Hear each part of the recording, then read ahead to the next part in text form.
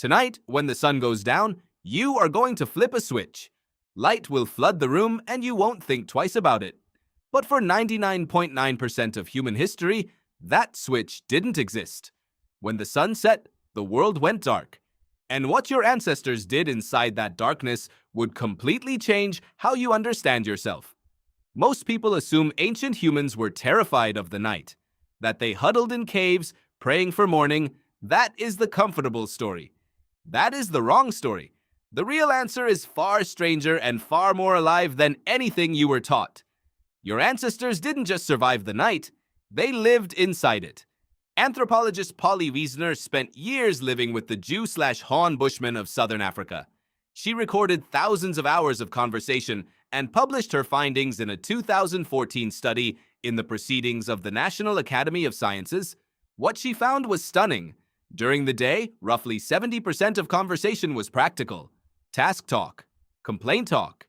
Then the sun set, fire was lit, and within minutes, everything changed. At night, over 80% of talk shifted to stories, myths, spiritual encounters, imagined worlds. The fire didn't just push back the dark, it opened a door in the human mind. Tonight, when you find yourself drawn to a story, a film, a book, a podcast, you are answering an impulse so old it predates language as you know it. Your brain is doing exactly what it was built to do after dark. David Sampson at the University of Toronto compared sleep patterns across humans and our closest primate relatives. His findings reshaped everything. Ancient humans began sleeping on the ground, a radical shift, and in doing so, they entered deeper, more efficient sleep rich in REM cycles. The kind where dreaming happens, the kind where memory consolidates, the kind where creativity blooms. That choice to sleep on the ground, closer to predators in exchange for deeper rest, is one of the defining moments in human evolution. And it happened in the dark. Jerome Siegel, a neuroscientist at UCLA, embedded with hunter-gatherer groups in Tanzania and Namibia. He found that people didn't sleep the moment the sun set. They stayed awake for hours, easing into the dark slowly, socially, watching the fire burn low. He also found that waking in the middle of the night was completely normal. People would lie quietly, think, speak softly, then drift back to sleep. Siegel published this in Current Biology. The idea of one solid 8-hour block is not biological, it is industrial. Before electricity, the night had a middle, and people lived in it.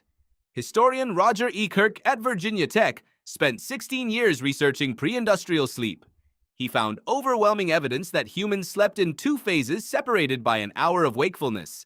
They called it the first sleep and the second sleep. The time between was used for prayer, reflection, and writing down dreams. If you wake at 3 a.m. and can't fall back to sleep, your body may simply be reaching for a rhythm it never forgot. Before light pollution, the Milky Way cast shadows on the ground. Every night, your ancestors read the sky as a map, a calendar, a library. Researchers studying Aboriginal astronomical traditions found a star knowledge system at least 10,000 years old. That sky has been erased from above you so gradually you never noticed it was gone. And now the sun never fully sets. You carry a rectangle of light that fires blue photons into your eyes at the precise frequency most likely to suppress melatonin and delay your sleep. You have abolished the dark, and in doing so, you have lost something you cannot even name because you never knew it was there.